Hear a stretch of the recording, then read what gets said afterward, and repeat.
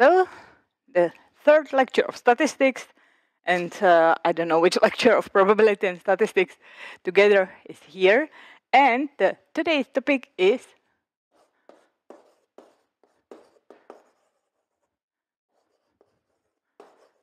hypothesis testing. So, what does it mean? We talked about construction of a model for random sample for our data, which we sample from population.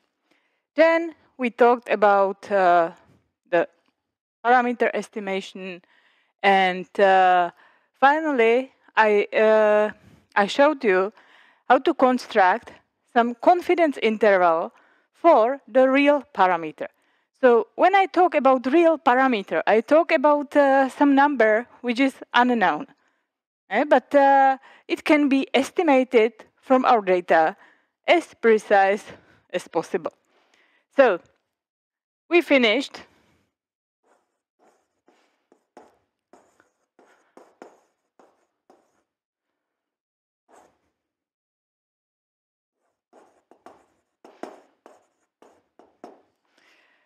With so-called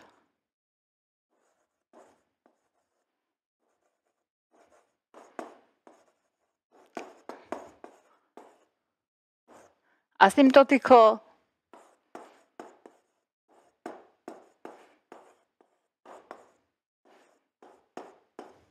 confidence interval for expected value of x, which is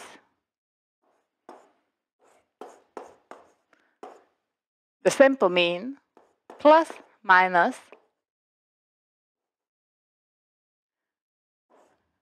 the sample standard deviation, which is the square root of sample variance, over square root of the number of observations times the quantile of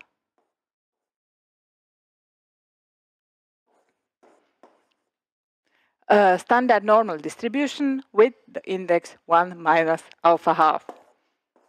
It followed from the central limit theorem. What does it mean? Asymptotical? Asymptotical means that it is not exact interval, but it is as precise, as large the random sample is. So when n is large enough, we can consider this interval to be the interval where the true real value lies with the probability 1 minus alpha. And what does it mean? It means that when, for example, the sample mean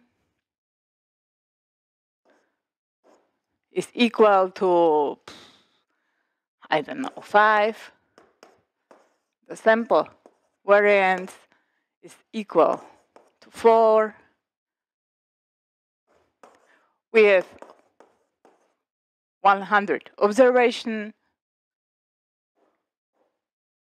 then it means that, for example, 95% confidence interval for expected value of x, where, I should write it before, where x is the random variable where the random sample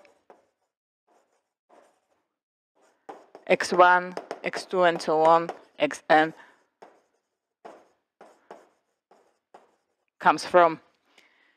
So then 95% confidence interval for the expected value of such x is equal to the mean plus minus square root of 4, because here we have the square variance, we have the sample variance, and here we have the sample standard deviation. It means the square root of sample variance over the square root of 10 times the quantile of normal distribution 0.975, which can be found in the statistical table that it is equal approximately to 1.96.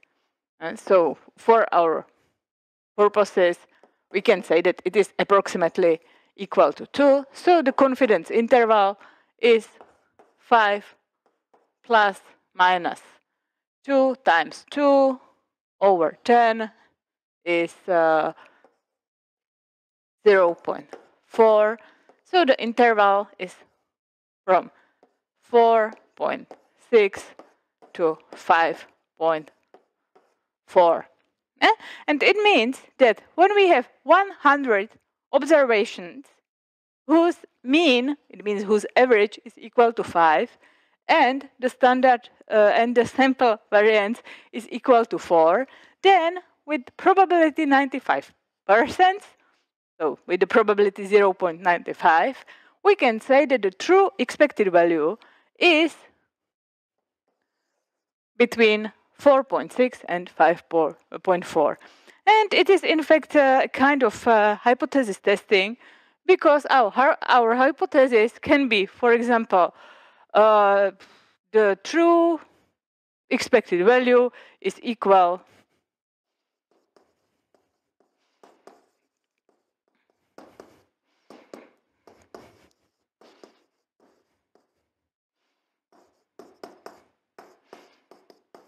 to 5.5. And we can look to the confidence interval. We can see that 5.5 is not in the confidence interval. So we can say that the hypothesis is rejected. And that's it. But it is a very simple view of this topic, because in our confidence interval, which we constructed above, we have many free parameters. One of them is, or many, in fact, one parameter which is free, and this parameter is the probability which we want, which we required for the expected value to be in the interval. And there is one more parameter which is not seen, but it is hidden inside this example. We construct the interval which is symmetric around the mean value. And it is okay, it is natural when we want to test the hypothesis that it is equal to 5.5. And the contra hypothesis is that the expected value is not equal to 5.5. But when we are talking about some special situations in the real life, for example, we have some trees, Christmas trees, for example, and the shop, the market which sells the Christmas trees said the expected value of the height is 5.5 meters. But we observed 100 trees and we noticed that the average is only 5 meters. Then our discussion with the market is about whether the expected value is 5.5 or it is less than 5.5. And then we would need to construct only one-sided confidence interval and not both-sided. And so the problem is much more difficult than I showed you. But in fact, the basic idea is, as you can see, we want to test some hypothesis. We need to choose the level on which we will test, which is connected to the probability which is required from the result. And we will set the contra hypothesis, or it is called alternative hypothesis in the statistics. So that's what today's lecture will be about.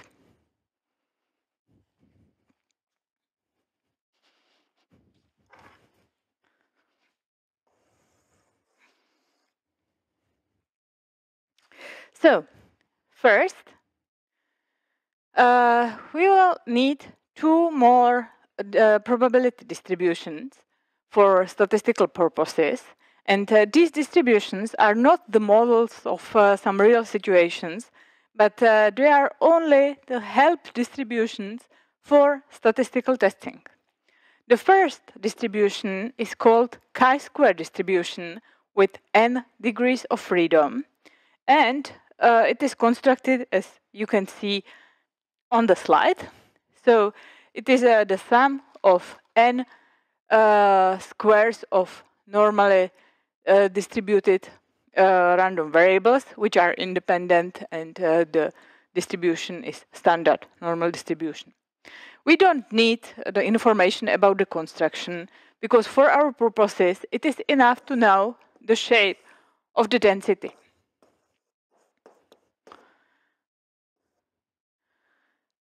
It is the sum of squares. So, of course, it is the density of random variable, which is not negative. It cannot be negative. So,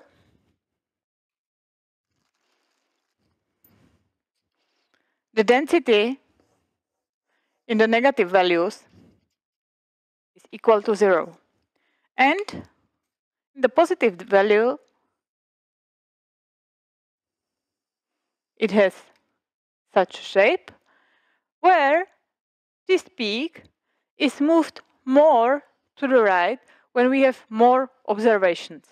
And so when we have large n, the peak is more to the right. When we have small n, it is more to the left. But as I said, the shape will be enough for us. So this is the density for chi-square distribution with n degrees of freedom. Later, I will talk about the name degrees of freedom, but it will be when we use this density for testing in some concrete test. The second distribution is so-called student distribution or T distribution or student T distributions. All these names are used.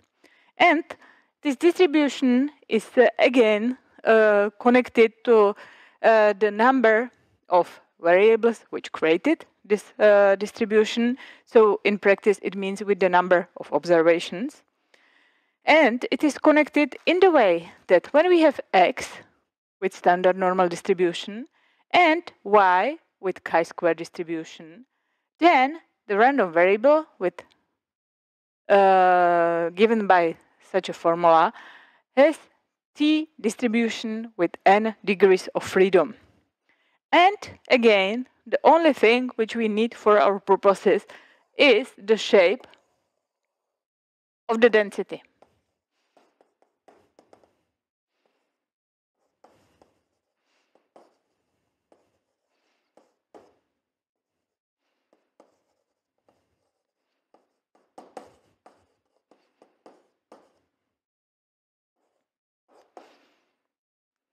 The density is symmetric around 0.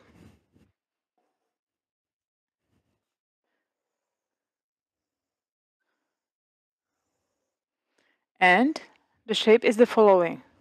Now you probably ask whether it is Gaussian curve or not. It's not, but it is very, very, very similar. And for n being equal to infinity, it is exactly the density of standard normal distribution, so it means the Gaussian curve. But n is never infinity in practice because n is the number of observations.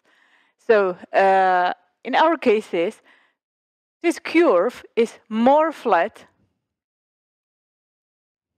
than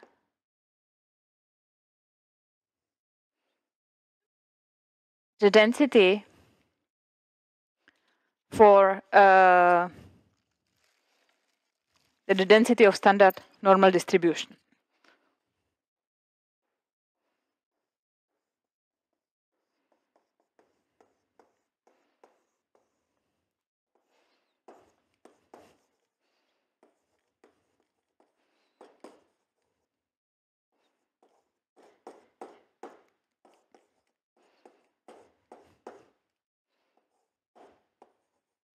So I will write it in this form. It's not mathematically very precise, but the density of standard normal distribution is given by the red curve, and the density for t distribution is more flat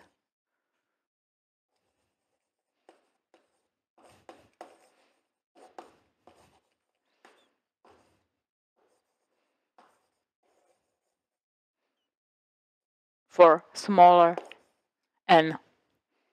And so when n is larger and larger, the curve is closer and closer to the Gaussian curve, but it will touch it, and it will be equal to Gaussian curve in infinity. So that's the meaning of this density. And why do we need these distributions? There are some theorems which talked about the distributions of some transformations of our random sample. And for these purposes, the results which we obtain using this distribution will be more precise than only the asymptotical result given by the central limit theorem.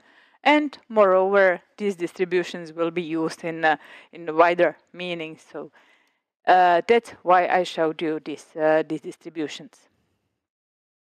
And so, for example, the distribution of the sample variance has, with some transformation, when it is multiplied by the number of observation minus 1 and it is divided by the true variance, this variance, simple variance, has under some conditions chi-square distribution.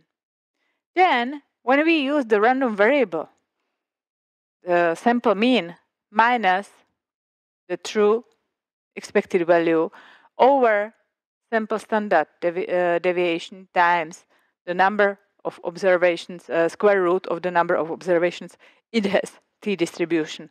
And so there are some special functions on our random sample which gives us the random variables with exactly these two distributions, and it will be used.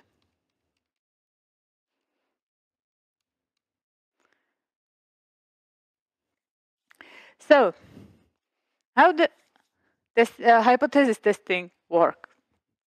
So, it works so that when we have a random sample, so in practice we have the realization of the random sample, so it means the concrete values, concrete data. Then we need to decide for which data our hypothesis will be accepted and for which data it will be rejected. So we construct some rule based on the situation where we say for such data we will accept the hypothesis and for such data we will reject it. But when we have the data, we are aware of the fact that it is only a sample, and it is never the representation of the whole population of all values which we can obtain from the whole world. And so we must always be aware of the fact that there is some error. So we must choose the error at the beginning, and the error is called the statistical level, testing level. It is the number which is denoted by alpha. When we set the hypothesis which we want to test, we must say, what does it mean that the hypothesis is rejected? And so we must have some contra hypothesis, some alternative hypothesis, which is in fact accepted, or which is more acceptable for us when we reject our null hypothesis. So first we set the error alpha and the hypothesis and its alternative hypothesis. Then we construct the rule for the sample, for the data being so that it is rejected or accepted. And then we say the conclusion, while these four situations can occur. The first one is that in the real, our hypothesis holds, and the test will accept it. It is all right. As well as the second case, that the hypothesis doesn't hold in the real life, and it is rejected. And we will never notice which of these situations occur, but it can happen. The third situation is that the hypothesis holds, but the test will reject it. And it is one of the main points in setting the inputs for our testing, because it is the error of the first kind, and this error in fact leads the testing, because this is the error which says even when the hypothesis is true, we can reject it. So this is the error, that we will reject the true hypothesis, that we will have so bad samples, so bad data, that even when in the real, in the whole population, the hypothesis holds, it is rejected. So for example, when we want to test whether the mean height of people is 180 centimeters, and we take a sample of basketball players which are 2 meters high, then we have quite biased sample, and it can happen that our test reject the hypothesis that the mean value, mean height of the people is 180 centimeters, which can be true. So that's the explanation of the first of the error of the first kind. And the fourth situation is that the hypothesis doesn't hold, and our test will accept it. And it is the error of the second type. This error is used for setting so-called power of the test. And we won't talk about this about the second error, but you must be aware of the fact that these errors, the settings, are always so that when one error is smaller, the second error is larger. So it is not possible to minimize both these errors. They always work in this sense. And then we can test. So let's stop talking about testing in general. It will be more clear when I showed you an example. So the first example is the example for testing the expected value of the random sample from normal distribution. So when we have a random sample from normal distribution, for example, the following.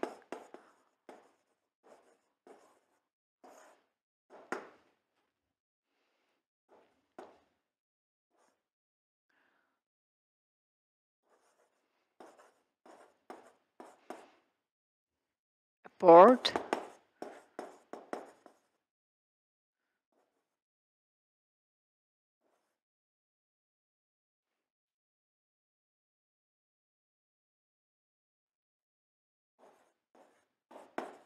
gets financial support depending on both lengths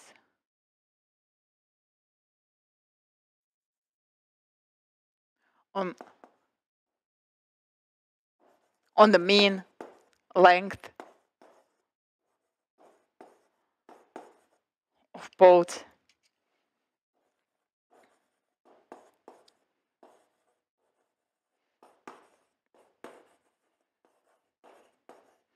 which come to the port. And so the situation is such that we have a port, And during the summer, the boats come to the port, and the people visit the town, and the next day they go away, and some other boat will come.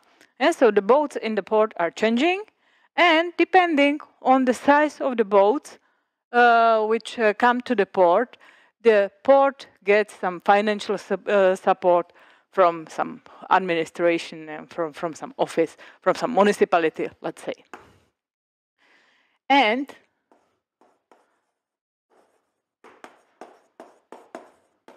the director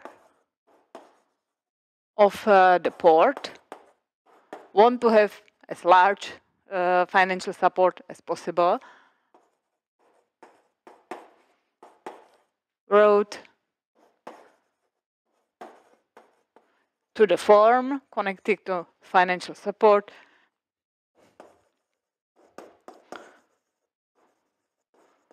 that the mean length is 12 meters. But then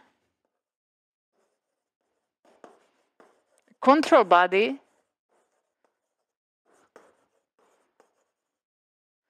from the municipality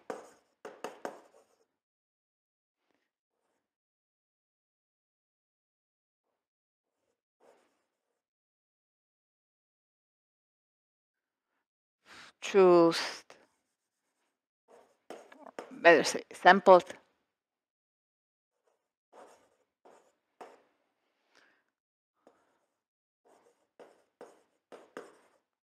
nine boats randomly and observed the following lengths in meters, I mean 11 and a half, 12 and a half, 11.2,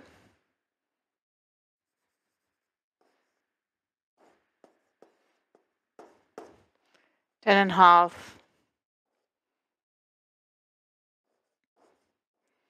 11.5, 11.2, 12.5,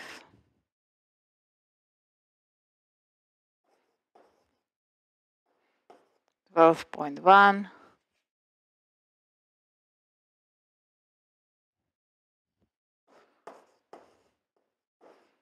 and 10.5. Yeah? So 9 randomly chosen boats from the port had these lengths.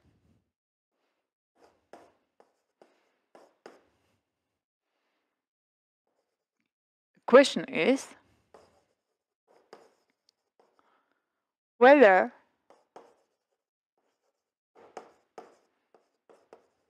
the director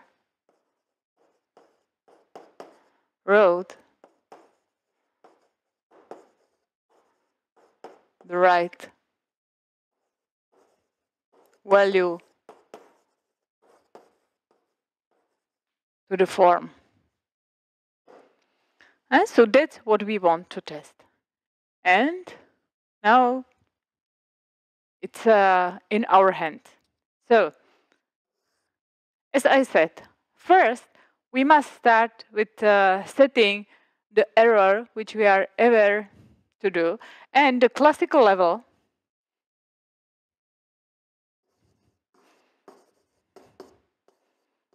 is alpha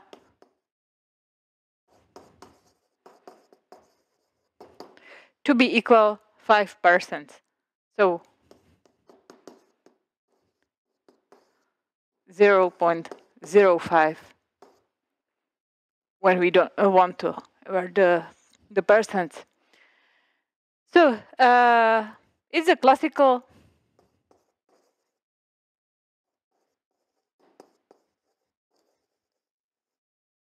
level when no other rules are stated, but it is our choice. So we start with the classical choose 5%.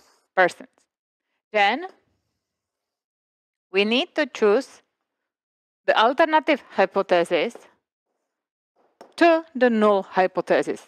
So our null hypothesis is that the expected value of x, where x is the length of randomly chosen both, that the mean length is equal to 12. And because the director wrote the number 12 to the form, and we want to test whether it is right. And when we have no other information, we test the hypothesis against the alternative hypothesis that the expected value is not equal to 12. And now we start with setting the rule for which data the hypothesis will be accepted, for which it will be rejected. We know from the previous, which I showed you at the beginning of the lecture, that the random variable t, which is called test statistic, which is equal to the sample mean minus the value which we want to test, minus the real expected value, but we want to test whether the real expected value is equal to 12. And so in our case, we want to test whether it is equal to 12 over the sample standard deviation times the number of observation has t distribution with n-1 degrees of freedom, and I will write it here. It holds under the null hypothesis. What does it mean under the null hypothesis? When we suppose that the real expected value is equal to 12, then this number should have a t distribution. And so in this case, when the expected value, true expected value, is equal to 12, the averages should be somewhere around 12. So the average minus 12 should be somewhere around 0. So with highest probability, it will be somewhere around 0, and with smaller probability, it will be far away from the 0. And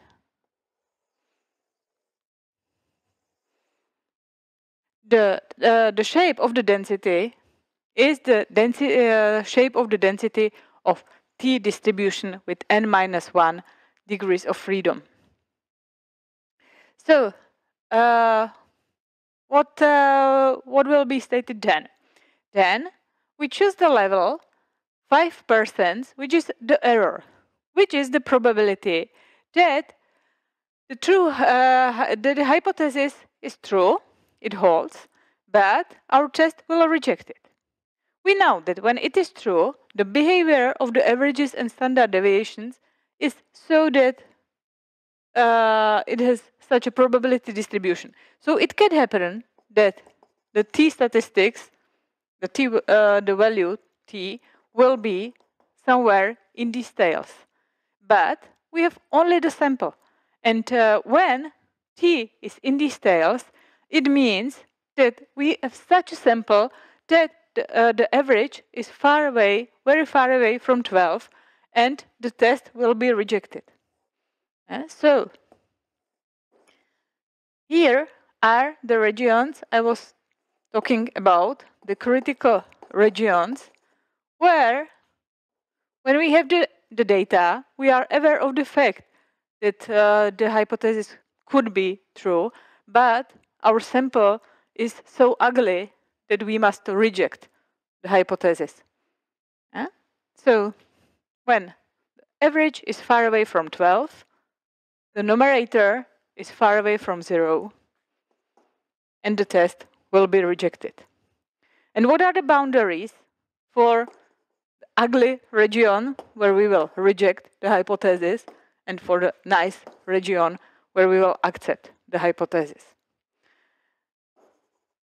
It must be quantiles, because we have the distribution. Each distribution has its quantile, so it must be given by the quantiles.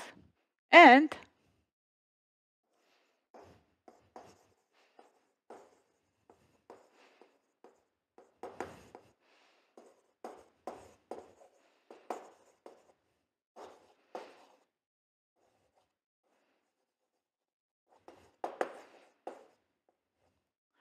the indices to the quantiles must be such that alpha, the area alpha, is divided half to the right tail and to the left tail.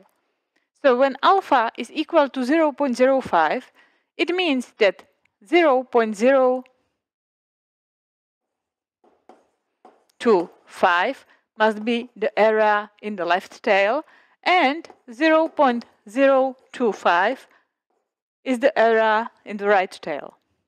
The quantile, the index, which is given to the quantile, is always the area which is on the left from the value, from the quantile. So it means that when the area of the right tail should be 0.025, the area on the left side from this boundary is 0.975. So the boundaries are given by t-distribution with n-1 degrees of freedom. N is the number of observations.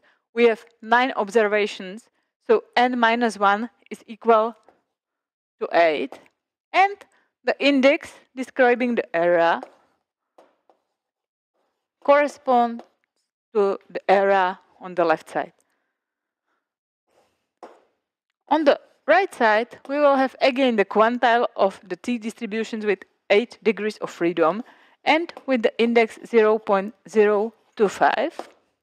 But because we can see that the density is symmetric around 0, this value is the same value as on the right side, but with opposite sign, so it means with minus.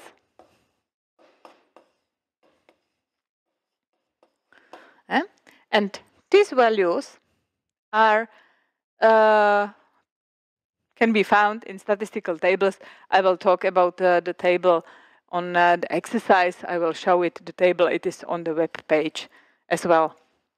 So this is the general approach.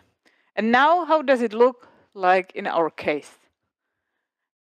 We need to calculate the sample mean of the realization. So in our case, we have the sample mean from 9 data. It is 1/9 times the sum of all values.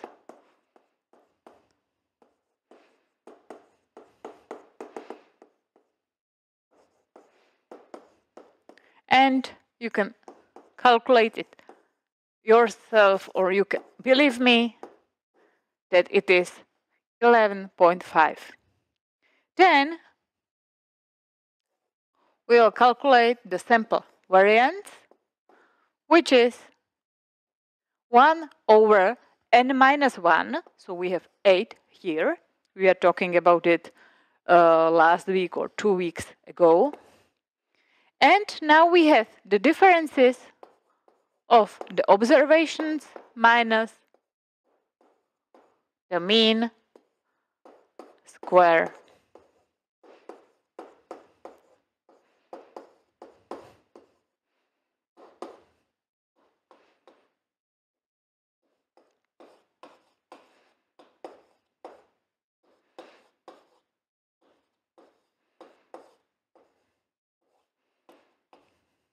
when you calculate this crazy sum, you will obtain the value 0.5675, maybe approximately. I'm not sure whether it is directly this number or approximately this number. And it means that we can calculate this t, this test statistics, from our realization, from our data. So,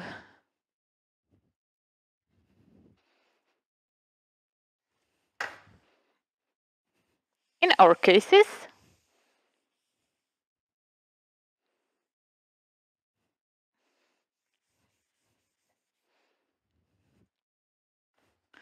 it is equal to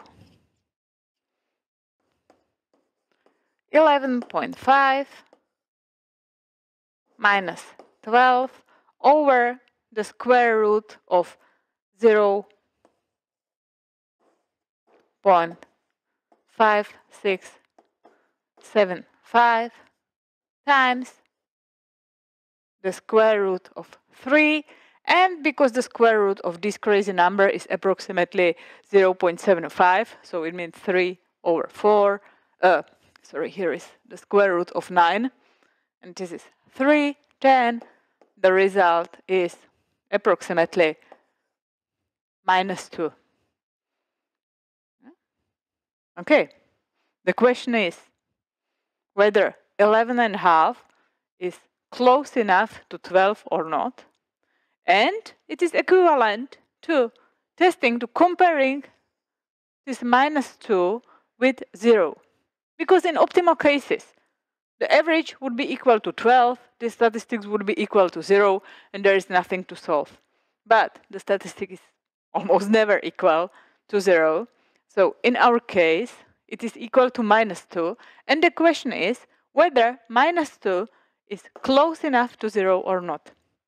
So we will look to statistical table. I have time to show it to you.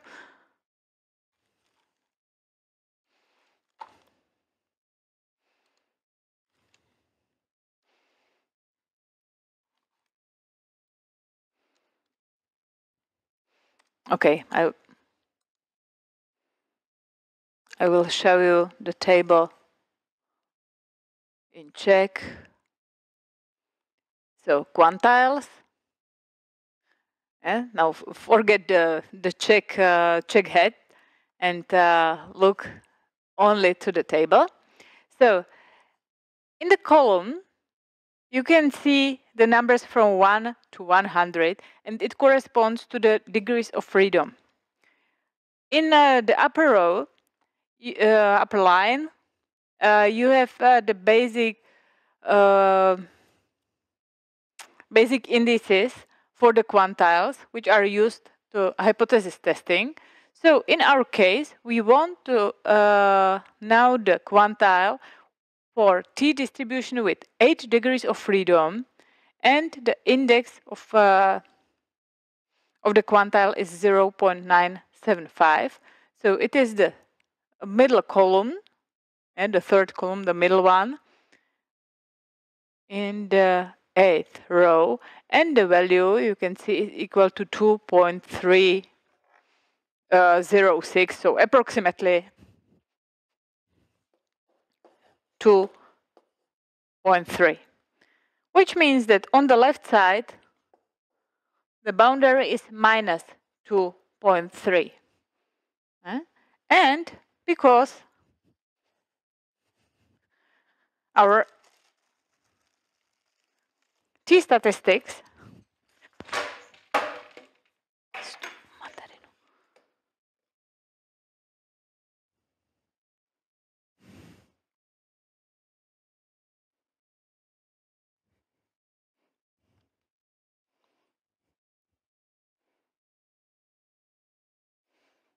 Hello?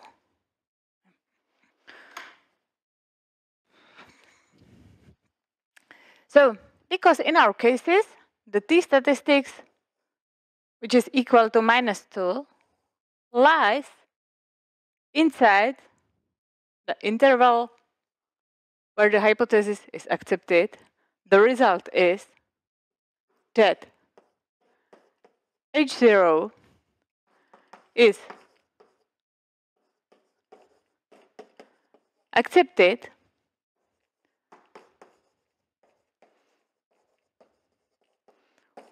with respect to the alternative hypothesis that the expected value of x is not equal to 12 on the level alpha equal to 5%. And that's it. So the director will say, I was true. The hypothesis that the expected value is equal to 12 is accepted, and we finish. But we won't finish. It's only the beginning.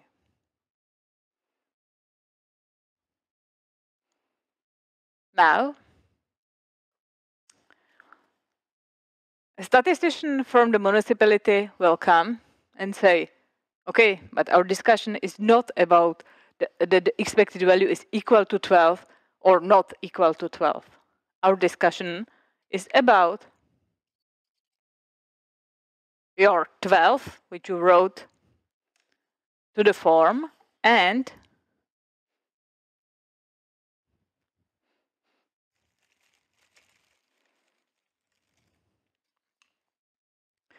our hypothesis that you wrote higher number than it really is. So our hypothesis is that the expected value, the true expected value, is less than 12. And there is not inequality. There is the hypothesis that the expected value is less than 12. What will we do? When the alternative hypothesis is that the expected value is less than 12, then the region which corresponds to this alternative hypothesis will be in such a values whose mean is very small. So the alternative hypothesis will be acceptable for us. We will be more for this alternative hypothesis in the situation that these means will be very small.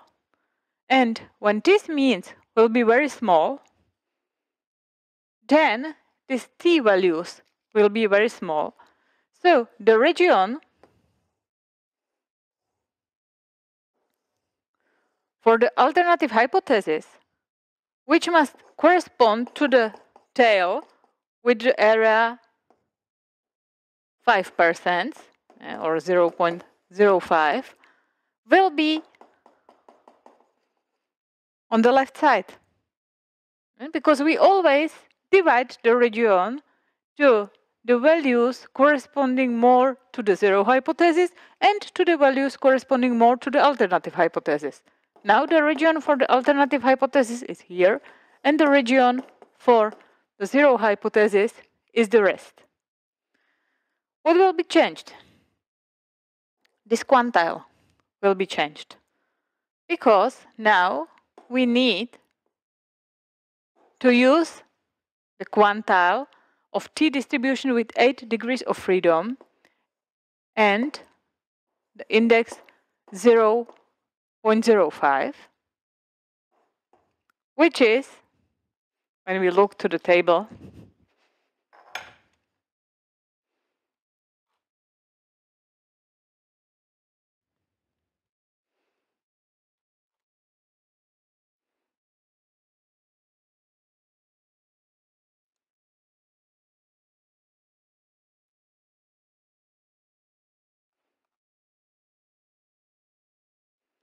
which is not directly given in the table, but we can see that in the second column we have the quantiles with the index 0.95, and we know that the quantiles are symmetric, so it is minus t with 8 degrees of freedom and 0.95 as the second index, and you can see in the table that the value is minus 1.86 approximately. And now we can see that our t value, which was equal to minus 2, lies outside the region where the hypothesis is acceptable. And so now it lies to in the region which corresponds to the alternative hypothesis. So it means that now we must reject the null hypothesis.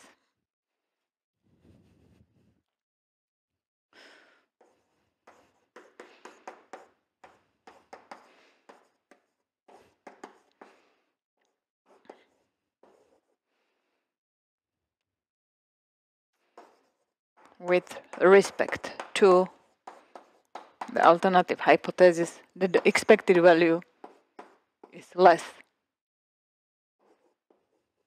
than 12. So you can see that the alternative hypothesis is very important. It is important what is the situation. Whether we discuss that the length, the mean length is equal to 12 and with respect to the alternative hypothesis that it is not equal to 12, then the alternative hypothesis is divided to both sides. And when we discuss about equality to 12 and being less than 12, then the whole region corresponding to alternative hypothesis is given to the left. Okay, so the director looked to the result. He doesn't like it, of course, and then he comes with the idea. Okay, but when you test on classical level, 5%, it means that in fact one of 20 tests are rejected even when the hypothesis is true.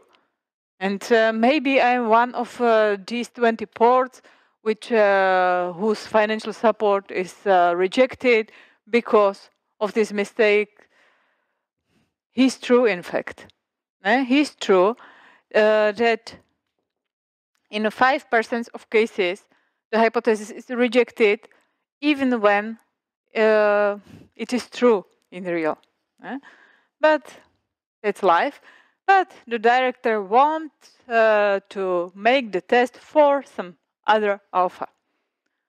For example, for alpha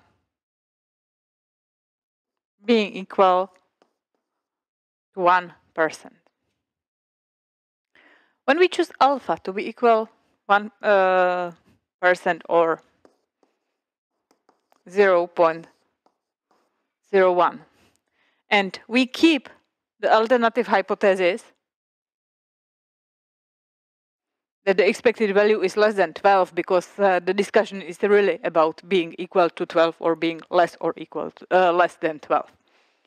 Then the region for the alternative hypothesis will stay on the left side, but the area won't be equal to 0.05, but it will be equal to 0.01 because alpha is equal to 1%. So again, we cannot see the quantile with the index 0.01, but in the fourth column, we have the symmetrical index, the symmetrical quantile with the index 0.99. And we can see that it is equal to 2.8965, so approximately 2.9. So in negative values,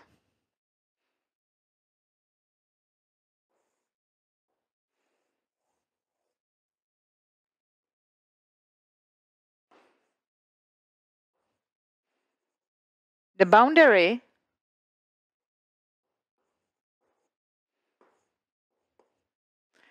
which keeps 0.01 area on the left side is the quantile of t-distribution with 80 degrees of freedom and index 0.01, which is approximately equal to minus 2.9. And again, we can see that now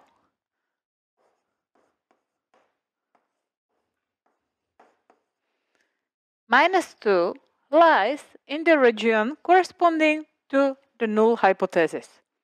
And because the region corresponding to the alternative hypothesis is only this small tail with the area 0.01. And in this case, we must accept the null hypothesis again.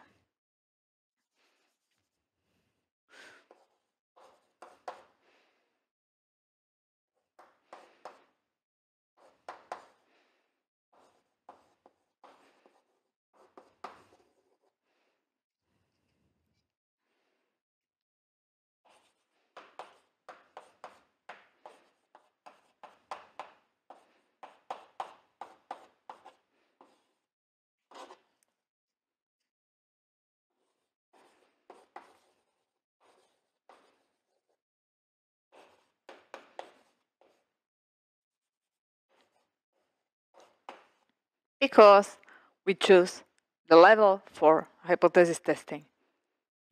So first, we accepted the hypothesis because the alternative was so that it plays for the port director.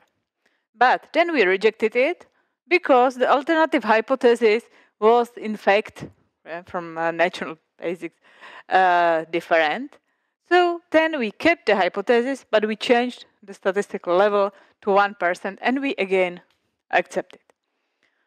And that's what this statistics is about. It is about choosing the parameters and making some decisions. And it can happen in some situations like this, that the result is not sure. And now the natural question which you probably ask is, so what should we do? And the answer is, now it depends on the real life. Here you have the statistical results and do what you want.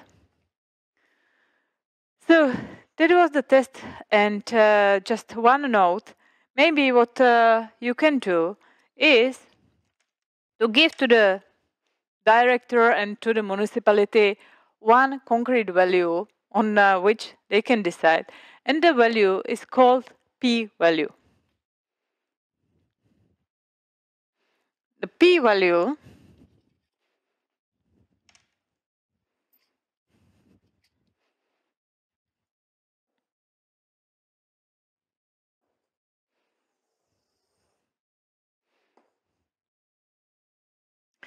the p-value is such a level alpha.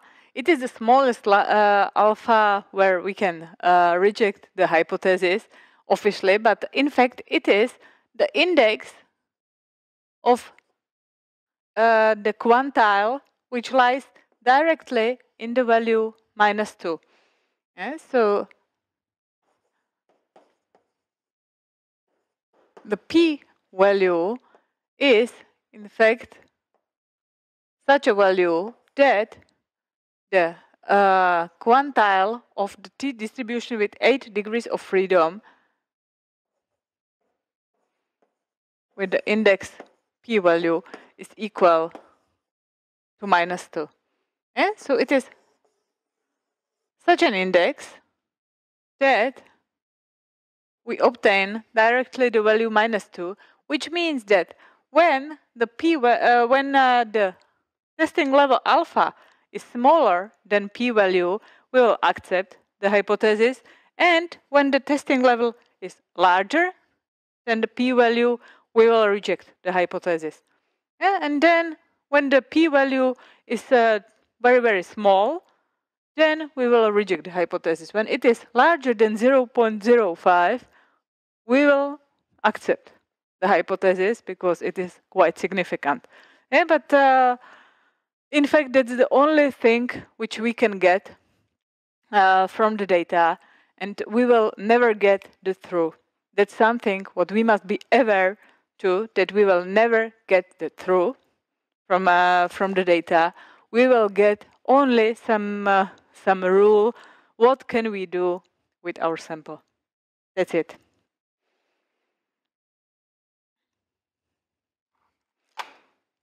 So this was the first test which I wanted to show you, which is called t-test, because it is connected to t-distribution, and test statistics is also called t.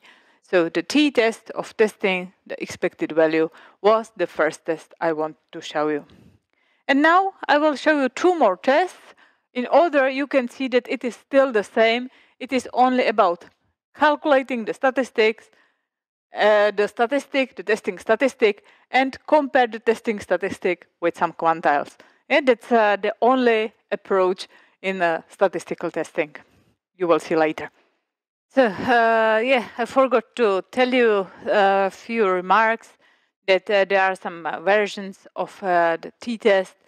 The first one is so-called paired test, where we can compare the expected value of two observations, and it is done easily so that we construct the differences between these two observations. I can mention it on during the seminar, and the same for two sample tests. I will skip it now.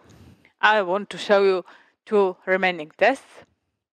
The first one is the test of comparing the results, the number of different results in n trials. We are talking about binomial distribution, which was the distribution used for random variable describing the number of successes in a given number of trials.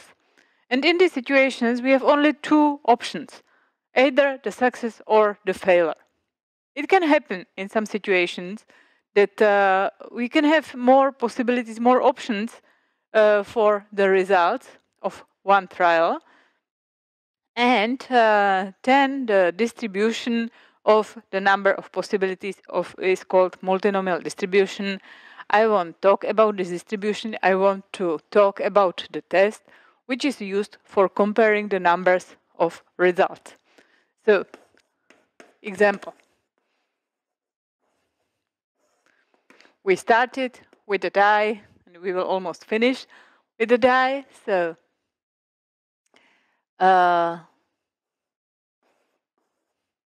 60 times.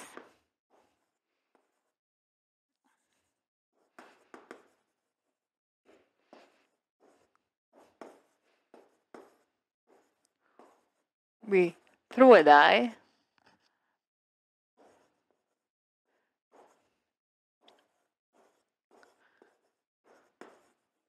And we observe the following.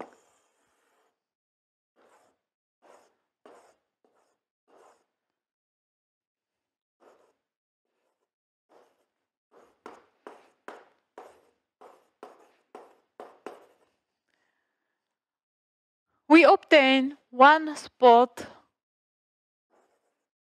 80 times.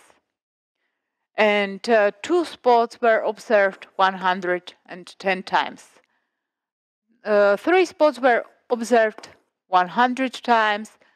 The four spots were observed 90 times. 5 spots 100 times. And now the question is, what is the last number? So the last number must be 120. That's it. And the question is,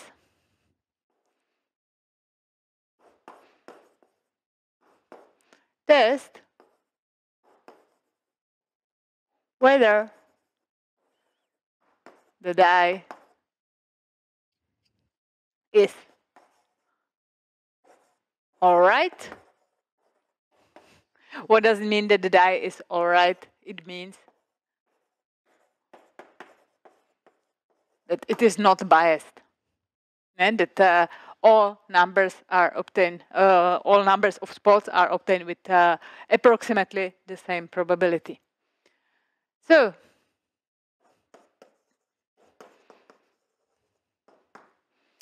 the testing works as follows. We want to set some hypothesis. The hypothesis is that the die is all right, okay, but we must write it mathematically. So we want to test whether the probability for each number of spots is the same. So we want to test that P1 is equal to P2 is equal to, and so on, is equal to P6, which is equal to 1/6, where Pi is the probability of I spots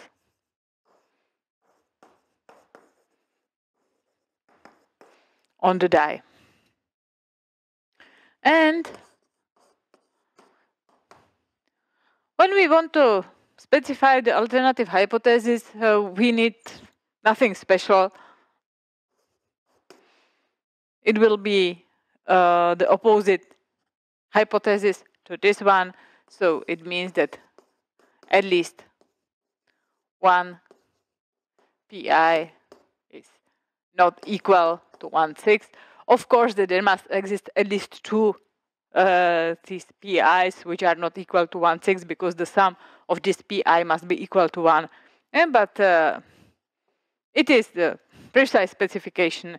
So let's stop here. And as before, we must state the level alpha. I will choose again 5%. It is the classical level, so let's keep it. What is the test statistics in this test? It is comparing these observed values with the optimal values. In optimal case, in the best case, we would get 100 times 1 spot, 2 spots, 3 spots, and so on the die. But we have 80, 110, and so on and so on. So we need to compare these two values. And it is the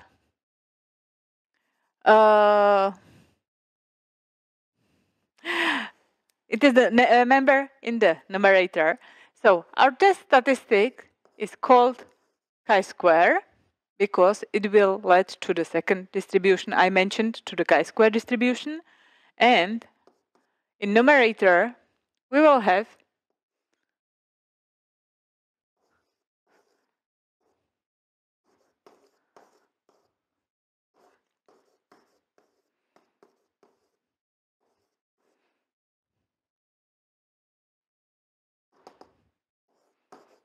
these differences. And it will be the main point again. In order, we can construct the test, the rule for accepting or rejecting the hypothesis.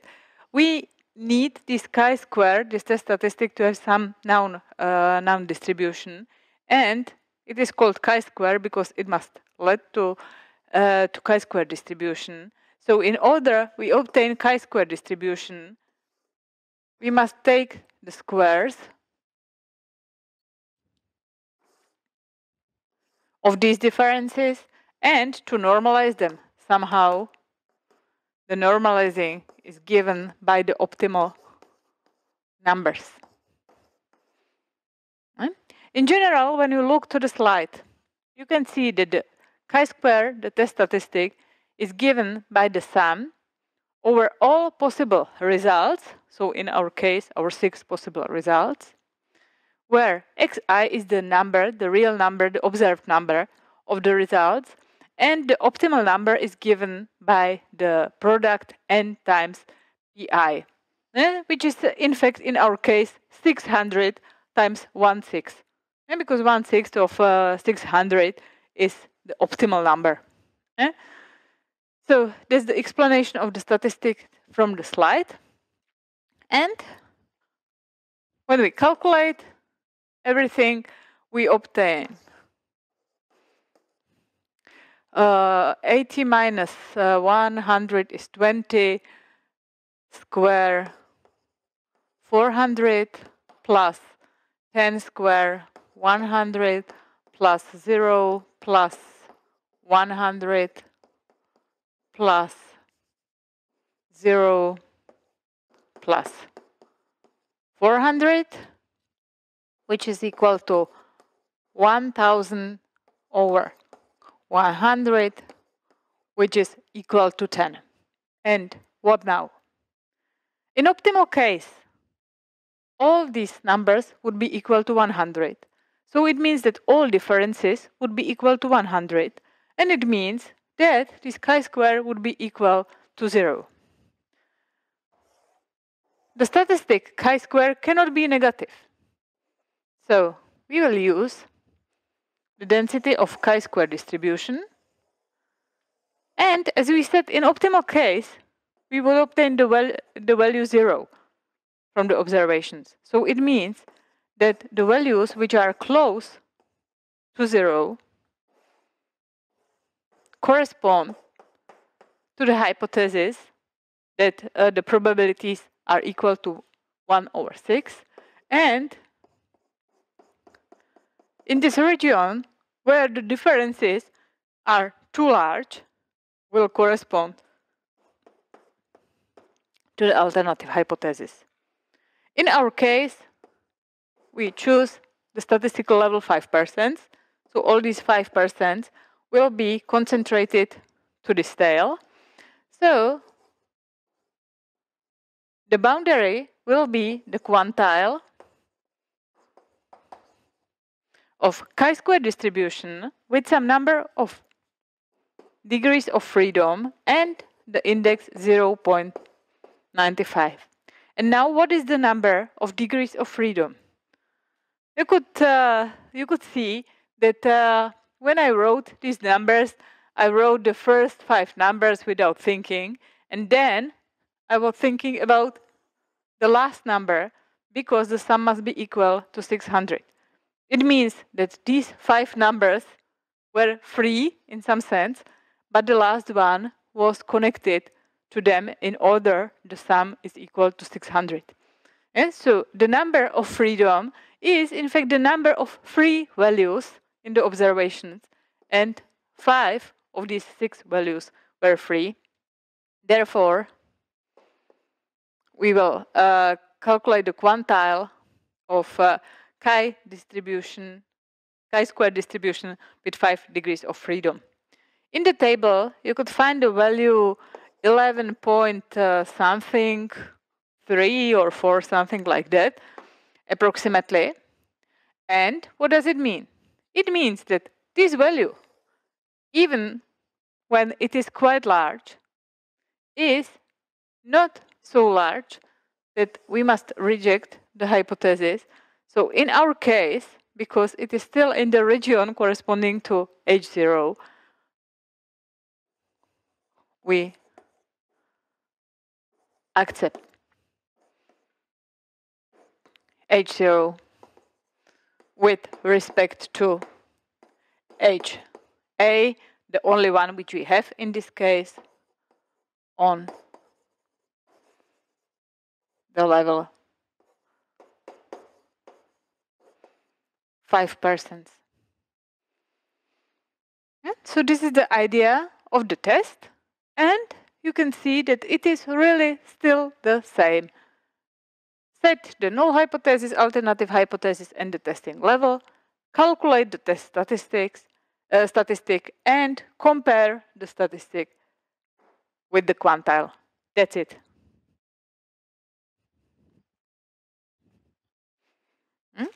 So this was the second test, and it's not necessary to test always the numbers. Sometimes we can test only some sentence,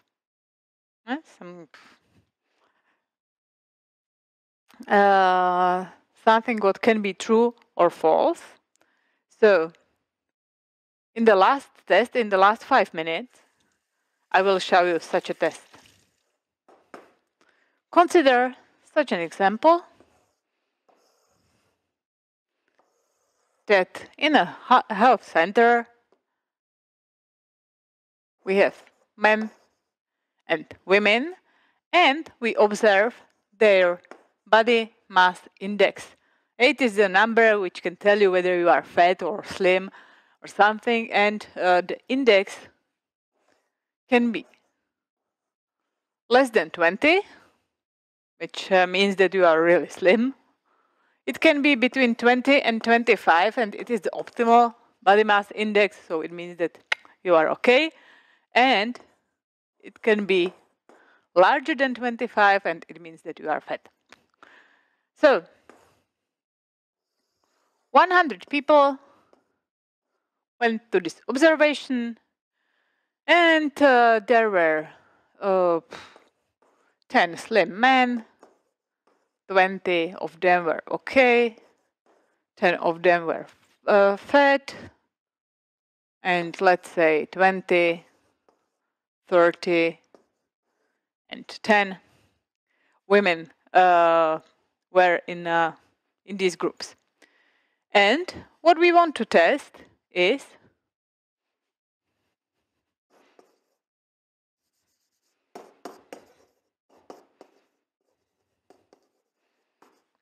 test whether the body mass index depends on the sex of the people. So I just recall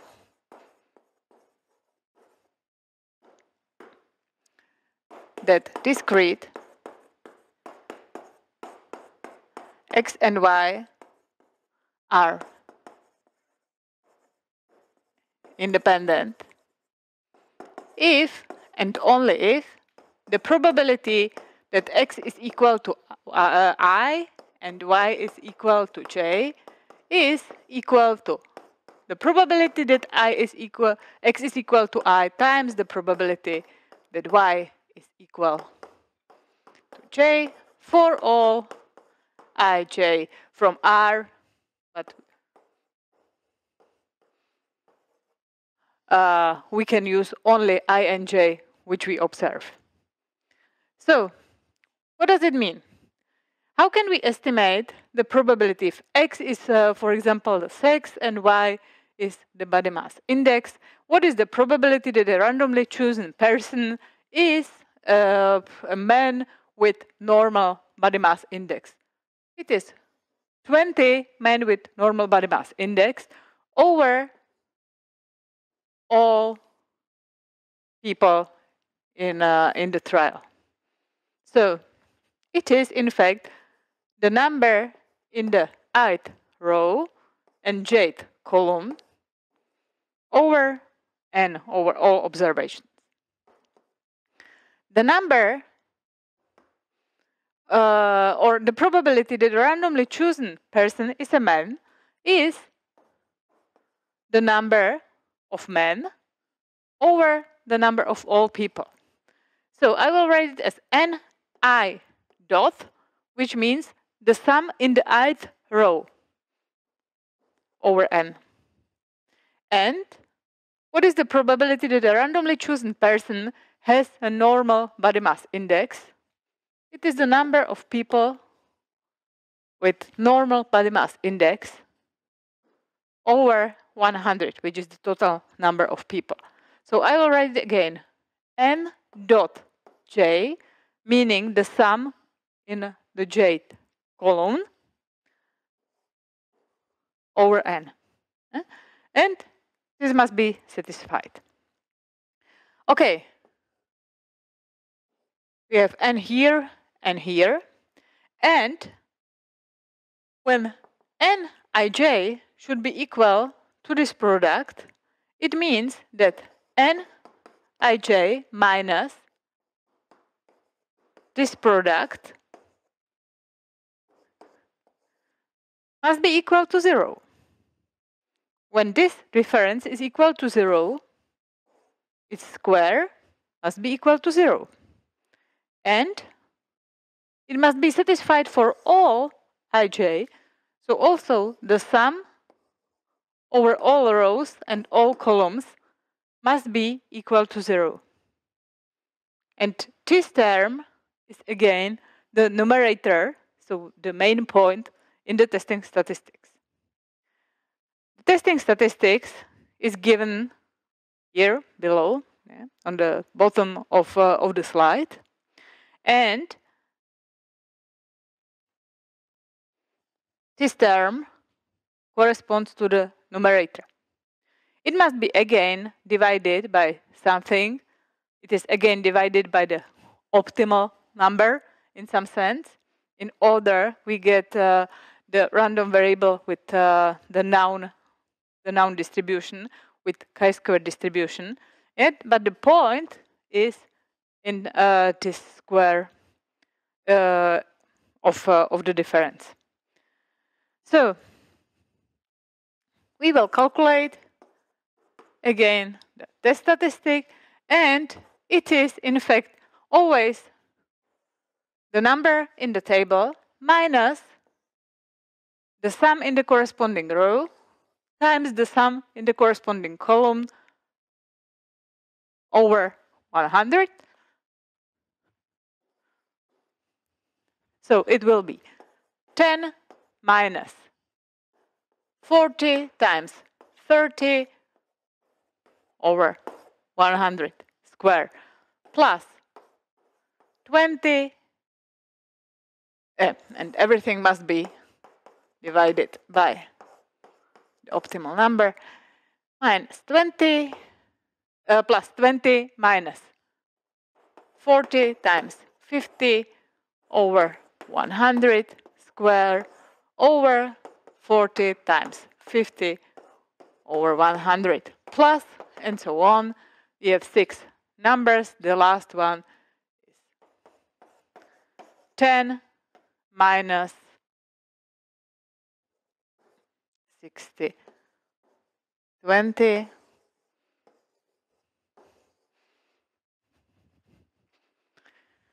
10 minus 60 times 20 square, 60 times 20 over 100. And we will calculate the value. It again leads to the random variable with chi-square distribution, where in optimal case, in the case, sorry, I forgot to write the hypothesis.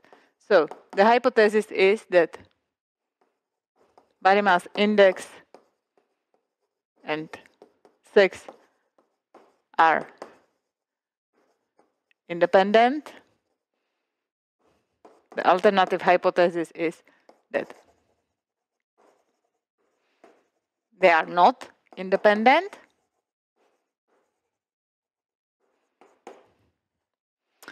And in optimal case, in the case that they are really independent, all numerators would be equal to 0.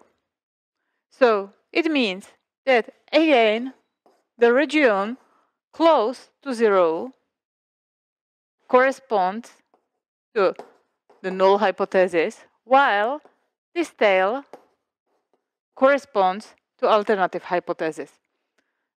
And the boundary is again given by the quantile of chi-square distribution with the index 1 minus alpha, so 0.96. If we choose again alpha to be equal to 5%, it's not important. But the important is the number of degrees of freedom.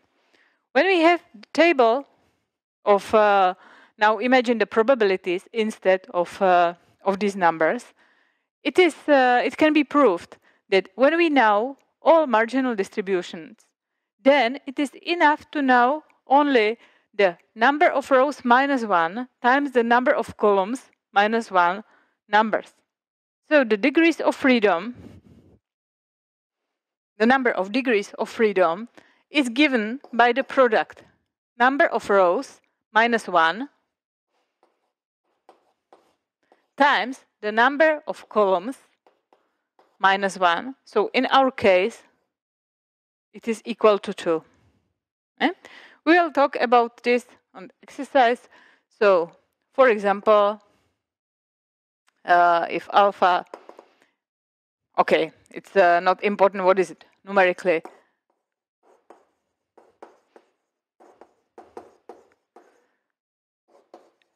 As I showed you before, you will find it in statistical table, and when the value lies in this region, we will reject the null hypothesis. If it lies in the region closer to 0, it will be accepted. Yeah? So that's what this testing is about, and we will show more on some examples during the exercises. So that's all. Thank you for your attention.